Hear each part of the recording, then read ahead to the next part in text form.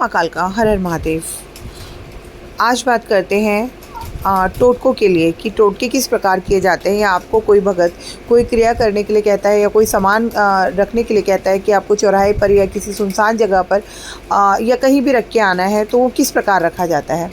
कभी भी आप कोई टोटका करने जाएं या कोई सामग्री लेकर के किसी तरह का कोई उतारा करके जाएं, तो सबसे पहली बात ये होती है कि आपको कोई टोके ना हो, किसी तरह का विघ्न ना आए, कोई आपको आवाज़ ना दे पीछे से।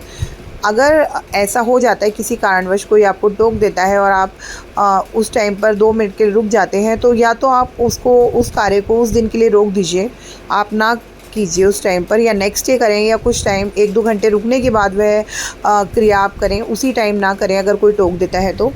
और कभी भी आप इस प्रकार की कोई क्रिया करके आते हैं चौराहे में या सुनसान में या शमशान में, जहाँ भी आपको बताया जाता है, तो आपको ध्यान रखना है कि आपको पीछे मुड़ कर के नहीं देखना है।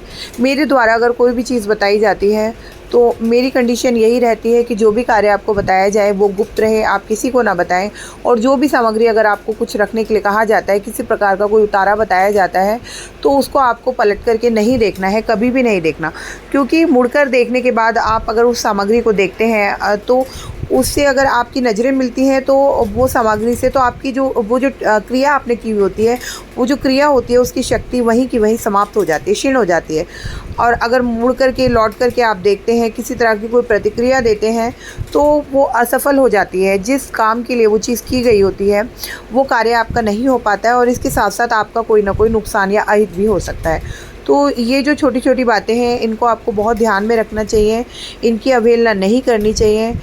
टोटके जो हैं वो अपनी जगह बहुत महत्वपूर्ण स्थान रखते हैं। इसमें पवित्रता, शुद्धता, सावधानी और जो निर्देश दिए जाते हैं उसके अनुसार अगर आप ये सारे कार्य करेंगे तो कभी भी कोई टोटका असफल नहीं होता है।